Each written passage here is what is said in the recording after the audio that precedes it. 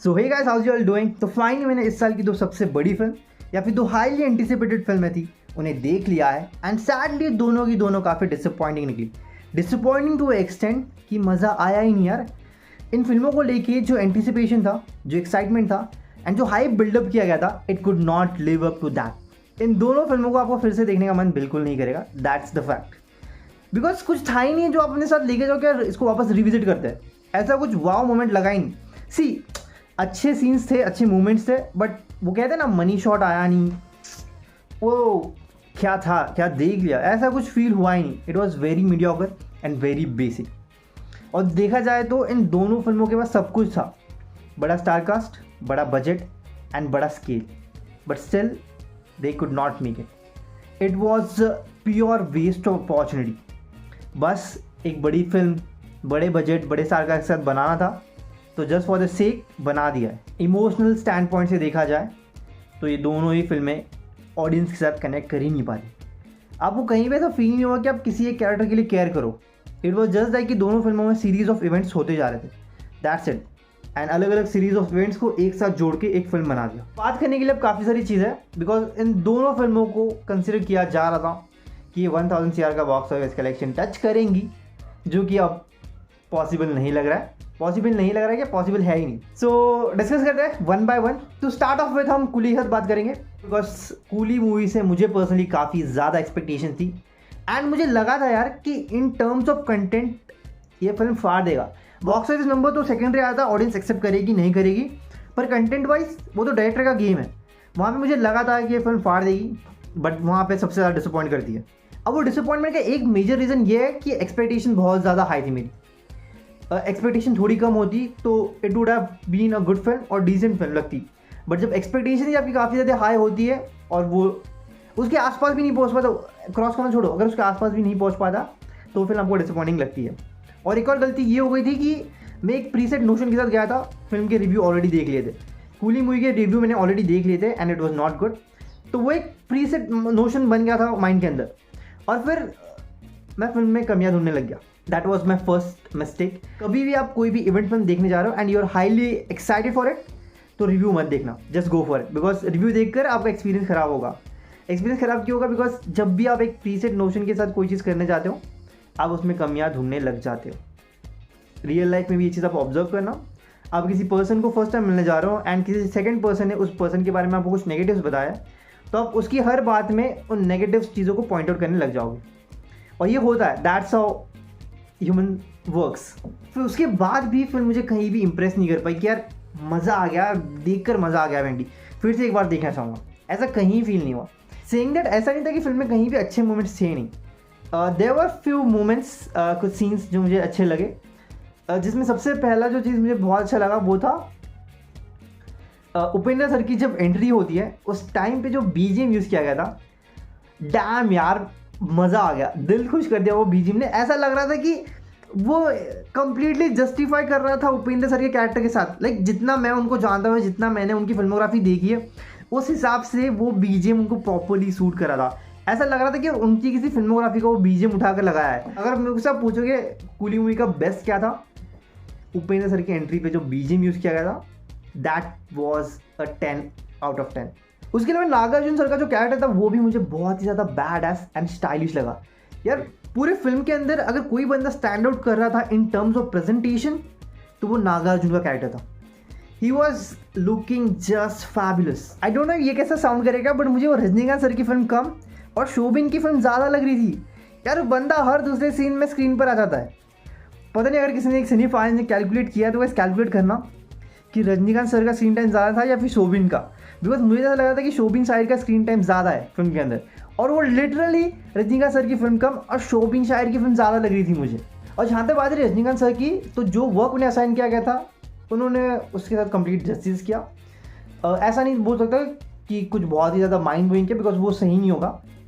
And जितना भी किया उन्होंने वो रिस्पेक्टेबल है, because considering his age he is doing a film as a main lead and लोग उस फिल्म के लिए एक्साइटेड है, that too action film as a main hero.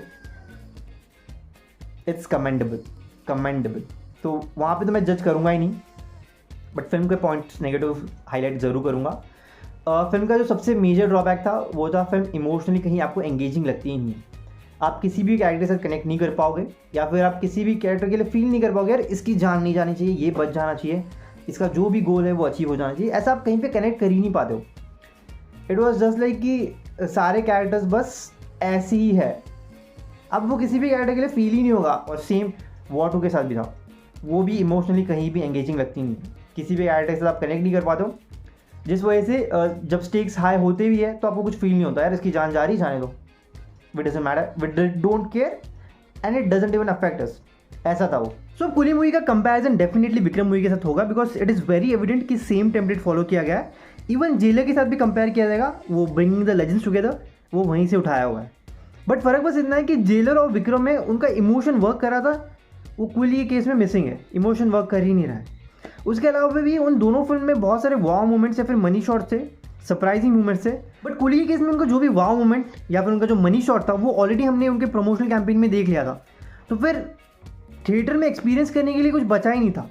I personally feel कि उपेंद्र सर का जो कैमियो था उनको उन्हें एज अ सरप्राइज एलिमेंट रखना चाहिए था। इवन आमिर खान का जो कैमियो है उसे भी सरप्राइज एलिमेंट रखना चाहिए था, बट मेकर्स का कुछ और ही आइडियाज़ थे। उनका फोकस डे 1 के कलेक्शन पे ज़्यादा था इंस्टेड ऑफ लॉन्ग रन के कलेक्शन पे। बट अब क्या कर सकते, जो हो गया है वो हो गया है। और जो तमिल सिनेमा का 1000 करोड़ का बॉक्स ऑफिस कलेक्शन का सपना था वो अभी भी सपना ही है, बिकॉज कूली 1000 करोड़ का मार्क अचीव नहीं कर पाएगी। और एक और चीज़ हाईलाइट करना चाहूँगा, लोकेश कनगराज की फिल्मोग्राफी आई गेस एक डाउनवर्ड ट्रेजेक्टरी में जा रही है, बिकॉज कैथी उनका पीक है एंड कूली उनका वर्स्ट। तो कैथी के बाद से उनका जो ग्राफ है वो ऐसा नीचे ही जा रहा है। गेस विक्रम मूवी वाला सेम इम्पैक्ट क्रिएट करने का कोशिश था लोकेश का कूली मूवी के साथ, बट वो वैसा एग्जीक्यूट होता ही नहीं है। बिकॉज विक्रम आई गेस जितनी वो पूरी फिल्म अच्छी थी उससे कई ज़्यादा हाइप या फिर एक्सपोजर रोलेक्स के कैरेक्टर की वजह से मिला था। लाइक रोलेक्स का जो 3-4 मिनट का सीन था उसने उस फिल्म को बहुत ज़्यादा एक्सपोजर दिलाया। एंड वो फिल्म अगर विक्रम बोलोगे तो रोलेक्स सबसे पहले दिमाग में आएगा। तो रोलेक्स वो character was a game changer for Vikram movie. वही कूली के केस में ऐसा कुछ बचा ही नहीं था, बिकॉज जो भी कैमियोज थे, जो भी सरप्राइज था, वो सारा का सारा प्रमोशनल कैंपेन में हमने देख लिया था। लोकेश ने ट्राई किया था आमिर खान के कैरेक्टर को रोलेक्स बनाने का कूली मूवी का, बट वैसा वर्कआउट ही नहीं हुआ। सो कूली मूवी के बॉक्स ऑफिस नंबर्स देख लेते हैं। तो डे 1 थर्सडे पे कूली मूवी ने कलेक्ट किया है 65 CR का नेट कलेक्शन इंडिया का। डे 2 फ्राइडे पे कलेक्ट किया है 54.75 CR इंडिया का नेट कलेक्शन। डे 3 सैटरडे पे कलेक्ट किया है 39.5 CR इंडिया का net collection. Day 4 Sunday 2673 CR as of now, जब मैं वीडियो रिकॉर्ड कर रहा हूँ। नंबर्स बढ़ने वाले हैं, संडे है तो ओके। तो सर कंपैरिजन अभी हम लियो मूवी के बॉक्स ऑफिस कलेक्शन के साथ एंड जेलर मूवी के बॉक्स ऑफिस कलेक्शन के साथ कंपेयर करेंगे। तो लियो मूवी ने अपने डे 1 थर्सडे पे कलेक्ट किया था 64.8 CR का net India collection. Day 2 Friday पे किया था 34.25 CR। डे 3 सैटरडे पे किया था 38.3 CR एंड डे 4 संडे पे किया था 39.8 CR। अब जेलर मूवी का बॉक्स ऑफिस कलेक्शन देख लेते हैं। जेलर मूवी का डे 1 थर्सडे का इंडिया का नेट कलेक्शन था 48.35 CR। डे 2 फ्राइडे का था 25.75 CR। डे सैटरडे का था 34.3 CR एंड डे 4 संडे का था 42.2 CR। जेलर मूवी के कंपैरिजन में भी कूली आ गए in terms of day wise box office collection, but still guys ये नंबर्स इनफ नहीं है 1000 CR का मार्क अचीव करने के लिए। वॉर 2 मूवी के बारे में बात करते हैं। लाइक वॉर 2 का केस भी सेम कूली जैसे हुआ, वो फिल्म भी डिसअपॉइंट करती है। लाइक ये दोनों फिल्मों को एज अ बड़ी इवेंट फिल्म कंसिडर किया जा रहा था एंड दोनों ने बहुत ज़्यादा डिसअपॉइंट किया है। लाइक लगा था कि मज़ा आ जाने वाला है इस इंडिपेंडेंस वीकेंड में, बट वैसा मज़ा आया ही नहीं थिएटर में। और वो यार मैंने जो बोला था स्टार्टिंग में कि इन दोनों फिल्मों को आप फिर से देखने का मन करेगा ही नहीं। वॉर 2 का केस भी ऐसे ही है, बट स्टार्टिंग से मैं वॉर 2 को लेकर ज़्यादा एक्सपेक्टेशन रखा नहीं था। कंटेंट के मामले में मैं उसे कूली के नीचे ही देख रहा था। बट अब अगर आप मुझे पूछोगे ना तो मैं वॉर 2 को 1 पॉइंट ज़्यादा दे दूँ कूली से, क्योंकि मैं एक्सपेक्टेशन ज़्यादा लेकर गया नहीं था। ठीक है, तो ठीक ठाक ही लगी, पर से लो डिसअपॉइंट थी। लाइक वो फिल्म होनी चाहिए थी, 2 बड़े स्टार्स को ला रहे हो बड़े बजट के साथ, एक बड़े स्केल की फिल्म और एक सिनेमैटिक यूनिवर्स की फिल्म है, उसमें भी एक ऑलरेडी सक्सेसफुल फिल्म का आप सीक्वल फिल्म बना रहे हो, तो हम एक्सपेक्ट करते हैं कि कुछ बिगर एंड बेटर होगा, बट वो वैसा कुछ देखने मिला नहीं। हाँ, स्पेशली ऋतिक रोशन का जो ओपनिंग सीक्वेंस था, फाइट सीक्वेंस, वो मुझे पर्सनली पसंद आया। और वहाँ पे मुझे ऐसा लग रहा है कि लोग थोड़ा ज़्यादा ही क्रिटिकल हो रहे हैं, बिकॉज वो सीक्वल इतना भी ख़राब नहीं था। और अगर बोलोगे एंटी ग्रेविटी फिजिक्स को चैलेंज कर रहा है, तो ये पहली फिल्म नहीं है जहाँ पे ऐसा कुछ हो रहा है। और वैसे भी राजामौली सर ने एक बहुत ही बढ़िया बात बोली थी, when drama begins logic ends. See अगर वो एक्शन सीक्वेंस खराब होता तो बोल सकते थे, बट वो ओपनिंग एक्शन सीक्वेंस इतना भी बुरा नहीं था लोग जितना क्रिटिसाइज़ कर रहे हैं। मुझे पर्सनली वो सेट पीस बहुत पसंद आया और ऐसा लग रहा था कि यार we are into a big film. But जैसे जैसे फिल्म आगे बढ़ती है फिल्म का ग्राफ नीचे जाता है। फिल्म कहीं से भी इमोशनली एंगेजिंग है नहीं, जो कि फिल्म का सबसे बड़ा ड्रॉबैक है। उसके अलावा VFX बहुत ही ज़्यादा ख़राब था यार। वो ग्रीन स्क्रीन वाले जो सीन थे वो बहुत ही ज़्यादा डिस्टर्बिंग थे, एंड पता चल रहा था यार ये ग्रीन स्क्रीन यूज़ किया गया है यहाँ पे। एंड एक सीन था जो सभी को ऑकवर्ड लगा है कि एक boat directly out of nowhere एक F1 के ट्रैक पे कैसे भाग रही है। सी ऐसा है नहीं कि ऐसा कुछ इलॉजिकल पहले देखा नहीं है। लोगों ने गाड़ियों को चांद पर लेकर गए, उड़ाया है हवा में, तो वो थोड़ा कन्विक्शन का बात होता है। वो कन्विक्शन या फिर वो कन्विंसिंग लगा नहीं वो सीन उतना, तो इसलिए थोड़ा लगा यार व्हाट इज दिस। एंड पता था ये चीज़ लोग पॉइंट आउट करने वाले हैं। वॉर 2 के सॉन्ग्स भी वर्क नहीं करते हैं। लाइक आप दूसरी बार सुनने का मन नहीं करेगा आपका। लाइक फिल्म का जो सबसे बड़ा सॉन्ग कंसिडर किया जा रहा था Hrithik Roshan and junior NTR का डांस ऑफ, उनका डांस तो सही था बट सॉन्ग मज़ा नहीं आया। They should have chose some better song यार, एक बेटर सॉन्ग चूज़ करना चाहिए था। वैसे भी वॉर 2 को लेकर एक्सेप्टेंस काफ़ी कम दिख रहा है ऑडियंस के बीच में। लाइक वॉर 2 ने अपने डे 1 थर्सडे पे कलेक्ट किया 52 CR का नेट कलेक्शन। उसमें सिर्फ 29 CR का हिंदी कॉन्ट्रीब्यूशन है, सिर्फ 29 CR का।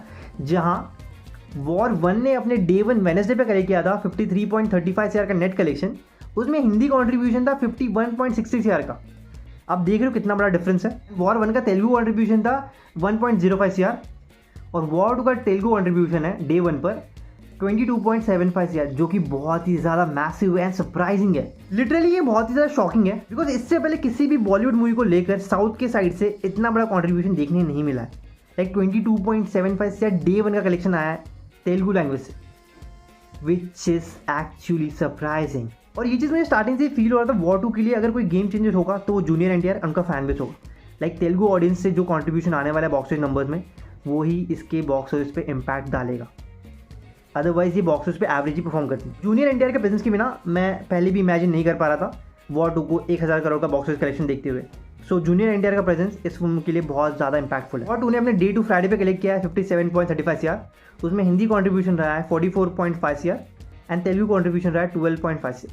डे 3 सैटरडे कलेक्शन रहा है 33.25 CR, जिसमें हिंदी कॉन्ट्रीब्यूशन है 26 CR एंड तेलुगु कॉन्ट्रीब्यूशन है 6.95 CR। वहीं अगर हम वॉर मूवी का डे वाइज कलेक्शन देखें तो day 1 Wednesday 53.35 CR, day 2 Thursday 24.35 CR, day 3 Friday 22.45 CR, day 4 Saturday 28.70 CR and day 5 Sunday 37.40 CR। As of now day wise देखा जाए तो वॉर 2 लीड में है day wise box office number से comparison में, और ये ट्रेंड ऐसे ही चलता रहा तो वॉर 1 का बॉक्स ऑफिस कलेक्शन तो बीट कर देगा, बट जो 1000 करोड़ का सपना था वो पॉसिबल नहीं है। विदाउट एनी डाउट वॉर 2 के कंपैरिजन में war movie was far better, because उस फिल्म का इमोशन वर्क करा था एंड उसी वजह से लोग उस फिल्म के साथ कनेक्ट कर पाए। वहीं वॉर 2 के साथ ऐसा है ही नहीं, बिकॉज उसका इमोशन वर्क ही नहीं कर रहा है। तो इस साल की दोनों बड़ी फिल्म वॉर 2 एंड कूली दोनों ही ऑडियंस को डिसअपॉइंट किया है, जिसका रिजल्ट ये निकलेगा कि इन दोनों फिल्म के मेकर्स को बॉक्स ऑफिस कलेक्शन में डिसअपॉइंटमेंट फेस करना पड़ेगा। ऐसा नहीं कि फिल्म कलेक्शन नहीं करेगी, अच्छा खासा डिसेंट कमाई कर लेगी ये फिल्में, बट स्टिल वो जो कहते हैं ना कि ब्रेकिंग द बा, वैसा कुछ देखने नहीं मिलेगा। एंड अगर आपको जेन्युइनली थिएटर में जाके कुछ एक्सपीरियंस करना है तो मैं सजेस्ट करूँगा कि महाअवतार नरसिम्हा जाके देखो। एटलीस्ट वहाँ पे आपको एक सिनेमैटिक मास सिनेमा एक्सपीरियंस मिलेगा, मज़ा आएगा एंड पैसा वसूल एक्सपीरियंस लगेगा। वैसा वॉर 2 एंड कूली दोनों में फील नहीं होता। सो अगर पैसे इन्वेस्ट करना ही है तो महाअवतार नरसिम्हा मूवी जाकर देखो। बाकी दैट्स ऑल फॉर वीडियो। आप लोग क्या ओपिनियन है वॉर 2 एंड कूली मूवी को लेकर? अगर आपने फिल्म ऑलरेडी देख ली है तो let me know your review, आपको फिल्म कैसी लगी एंड आप लोगों को क्या लगता है वॉर 2 एंड कूली मूवी का life time box office collection कितना होगा? जहाँ तक मुझे लग रहा है दोनों फिल्में समाउ 500 CR प्लस का कलेक्शन कर लेगी, उससे ज़्यादा आई डोंट थिंक पॉसिबल नहीं है। मे बी रजनी सर की कूली मूवी 600 CR का मार्क टच करे, सिंस वो एक ट्रिब्यूट फिल्म है, उनके 50 ईयर्स को सेलिब्रेट कर रहा है, तो पॉसिबल है कि वैसा कुछ हो, बट उससे ज़्यादा नहीं हो सकता। ओके 1000 करोड़ इन दोनों में से कोई फिल्म करने वाली नहीं है, दैट्स फॉर श्योर। सो इसी नोट पे वीडियो को एंड करते हुए सिनेमा सूर्य सारे फंडे आपके सामने पेश करेगा कैप्टन संडे।